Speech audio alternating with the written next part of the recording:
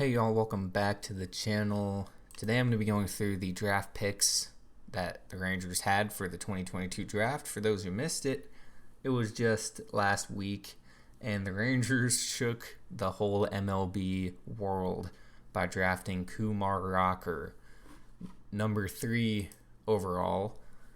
And for those who don't know the context of why that is shocking, it is because last year he got drafted like 10th overall by the Mets. Ended up being injured, didn't sign with the Mets, and went back to independent ball just to show that he still had his stuff after recovered from this injury. Then he enters the draft again, and you can see here he was ranked 38. So that means they predicted him to go roughly in the second round. Roughly in the second round. Didn't think he'd get anywhere within the first round. But then, moments before the draft started, there were these rumblings that, hey, he's actually going to go a lot higher than people think. And he almost went all the way to the top. As Jackson Holliday was number 1. Drew Jones, highly coveted son of Andrew Jones, is number 2.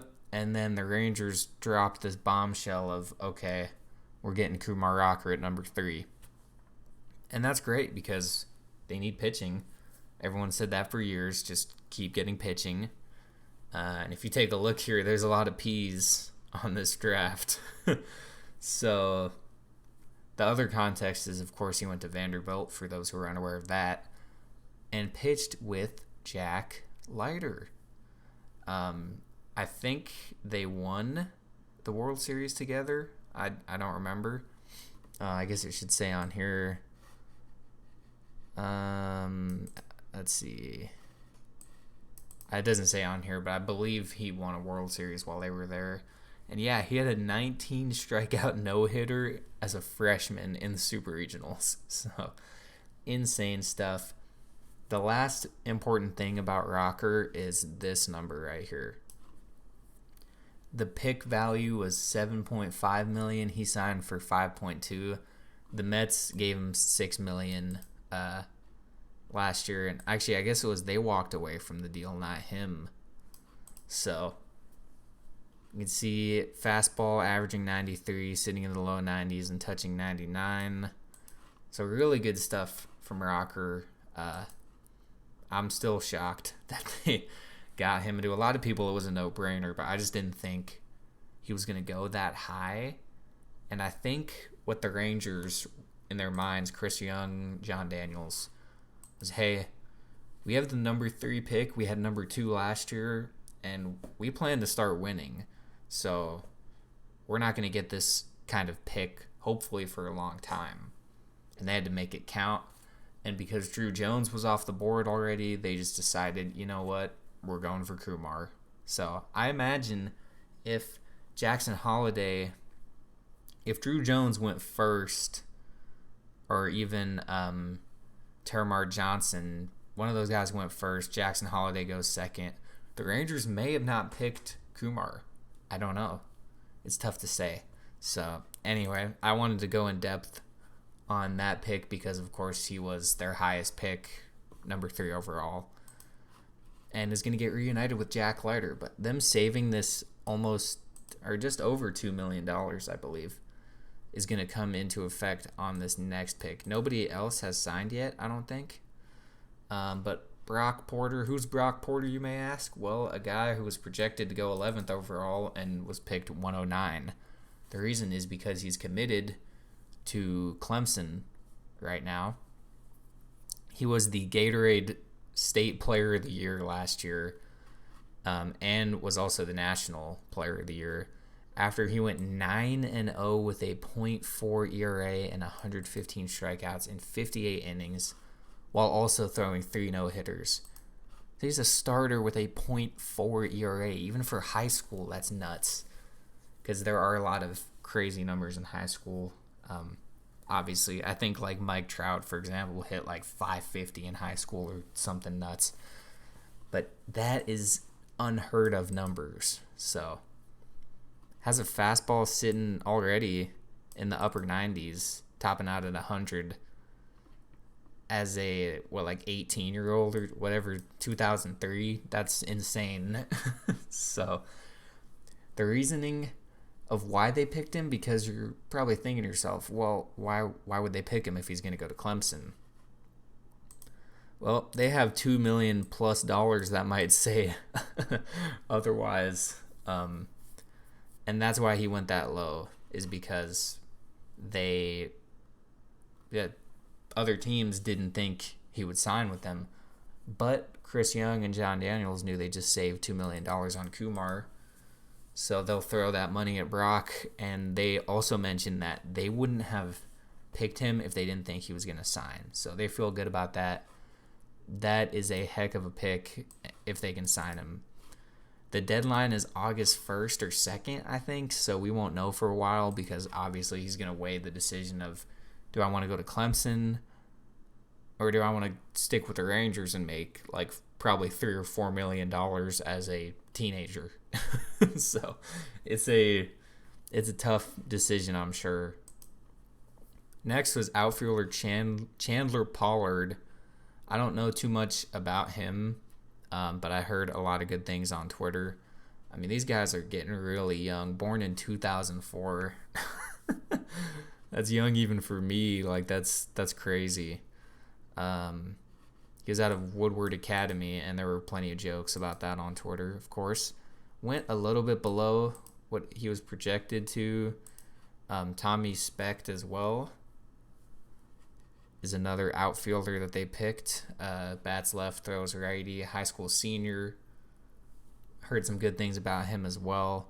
And then after this point, there's not anyone super noteworthy. And the only reason I say that is not to knock any of these guys. You get drafted, you're obviously doing something right.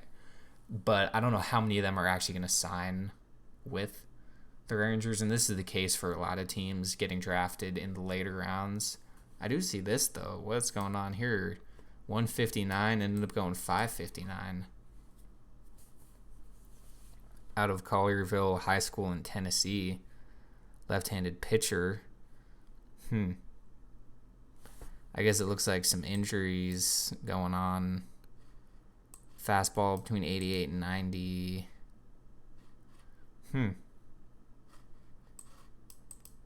If he doesn't show an increase in velocity, he'll likely wind up in college. Okay, interesting. I didn't know about him. That number jumped out at me.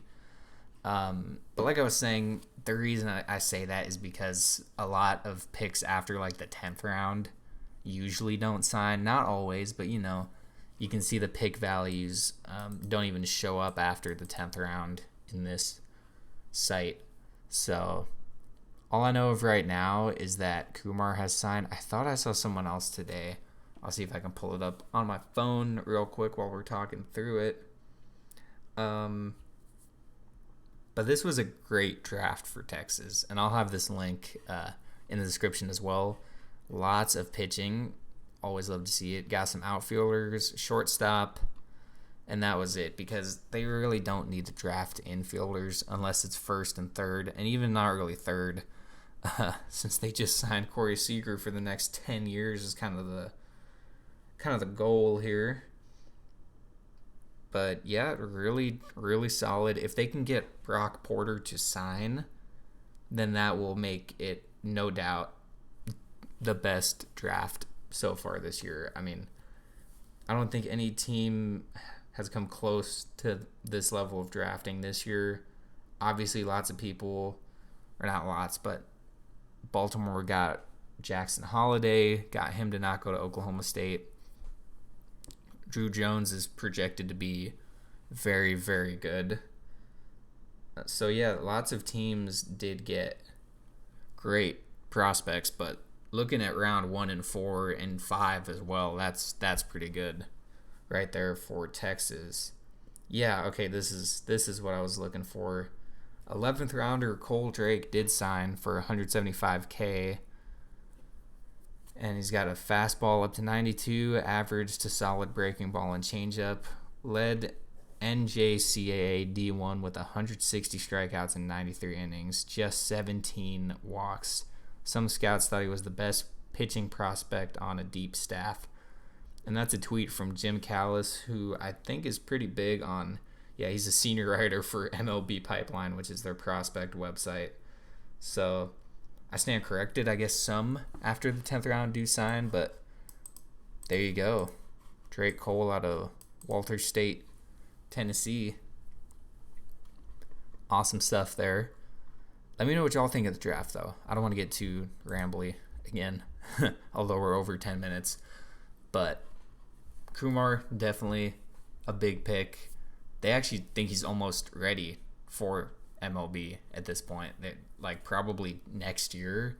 There were originally some rumors of August, but they're like, no, we're not doing that, which is a fair point.